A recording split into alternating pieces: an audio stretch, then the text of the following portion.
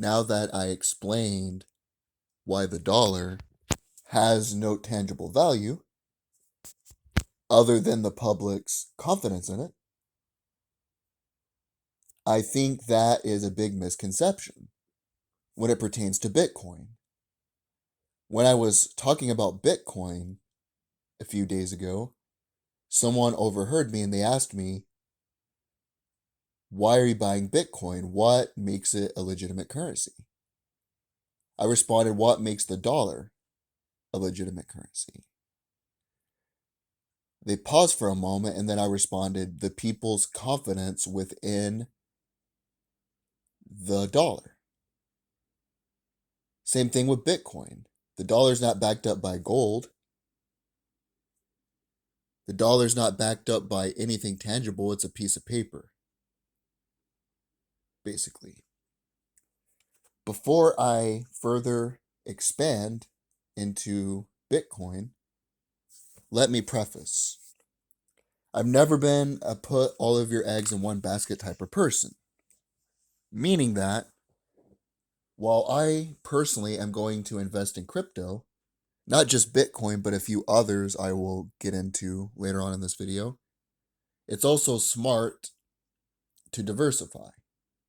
I have stocks, I'm going to look into some bonds, and I'm going to buy some gold along with crypto. That way, no matter what the outcome of the future is, I will have something of tangible value to exchange for goods and services. Before I get into Bitcoin, let me give you the two ways I think Bitcoin is superior to the dollar. Number one, it is not controlled by a single source.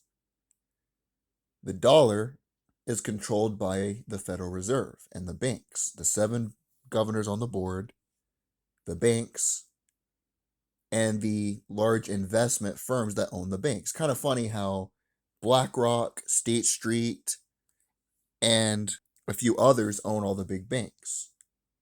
It is controlled by one source. The Fed gets to pick how much they print. The Fed gets to pick interest rates. They control it all. Bitcoin, on the other hand, is not controlled by one single person or one single source or group of people at all. Number two, inflation. In part one, I explained how in 1913, a dollar in 2021 had the purchasing power of over $26. That is an inflation rate of over 2,000. During COVID, due to the shutdowns, trillions of dollars are being printed, which is going to continue to increase the money supply and devalue the money supply. As the government continues to spend more because of the administration now, I don't want to get political, but typically Democrats spend more, then you're going to further increase the money supply, further devaluing the dollar. Also, one last thing about inflation, when you raise interest rates, it's going to increase the amount of money that we owe on the debt to the bankers. The point I'm trying to make is dollars are going to lose value. Bitcoin has a plan for this. In 2041, they are not going to make any more Bitcoins on the market. That means no inflation. When Bitcoin first began in 2009, it was worth $0. Now it is worth one Bitcoin over 58 grand. Now, I understand I can't afford 58 grand on one transaction, neither can you. What you do is you buy a portion of a Bitcoin, a piece of a Bitcoin. There was an article in Business Insider that stated if you own even less than one Bitcoin, it's like 0.2 something percent of a Bitcoin, you will end up earning as much as the 1% earns. The way you do this is every paycheck you get, you invest a little bit of money. It could be $50, $100. I'm going to try to invest at least $100 a month. By the end of the year, that would be, if you started in the beginning of the year, that would be $1,200. Over time, it would increase exponentially. That would be my recommendation for the average person like you and me. If you're rich as hell, I would recommend you just bank on Bitcoin. You buy a full Bitcoin. But if you're an average person like me, I would recommend that you just buy a portion of it, and each month you invest a little bit in it. Bitcoin was invented in 2008 by an unknown person or group of persons using the name Satoshi Nakamoto. Nobody still to this day knows who he is or she is or they are. People have tried to find this person. This was the person that wrote the white paper. There was a white paper that was written after the 2008 banking crash about Bitcoin. But yet, nobody knows 100% who this person or group of people are. The currency began use in 2009. Bitcoin is a decentralized digital currency without a central bank or single administrator that can be sent from user to user without the need for intermediaries. Transactions are recorded in a blockchain. A blockchain is a growing list of records called blocks. Each block contains data from the previous block, a timestamp, and transaction data. By design, a blockchain is resistant to modification of its data. That is because once it is recorded, the data in any given block cannot be altered without alteration of all subsequent blocks. So say that you start a block. You are the first block. You write data. Then you add another block. If you want to change data that was in the first block, you have to go all the way back. You can't modify that data. It's all saved in a timestamp sent to the other block. If you want to change anything, you have to go all the way to the first block, which is difficult to do. That's why if you buy Bitcoin, it is automatically stored in a block. Each transaction is stored.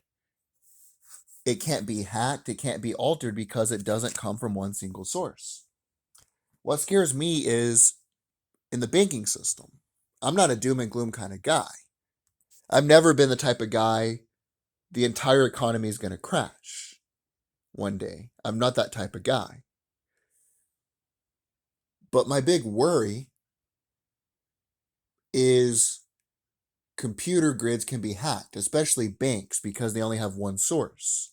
A lot of banks, I was talking to a person a few weeks ago who actually works at a bank. A lot of the bankers are older and they're not very technologically inclined.